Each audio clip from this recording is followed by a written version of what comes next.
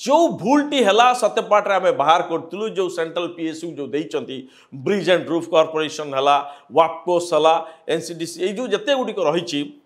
NBCC है ये घटनाटा धरा पड़ा पर आउ मंत्री मुख्यमंत्री चाहूना जे आम आड़ को कला छिटका पड़ू आपण माने करंतु बांटी दिंतु छोट छोट करी हिसाब निकास पर हम किंतु आम आड़ की कथाटा आणतु ना जदि द्वितीय कारणटी सत होता है ताहा अत्यंत मारात्मक एक आम ये कहूँ जदि यही गोटे कम सेक्रेटरी एडिशनल सेक्रेटरी मन इच्छा करुँचे अन्य कम गुड़ जो कथा आम या पर कहि एगुड़ा कहीं मुख्यमंत्री बा विभाग मंत्री धरूना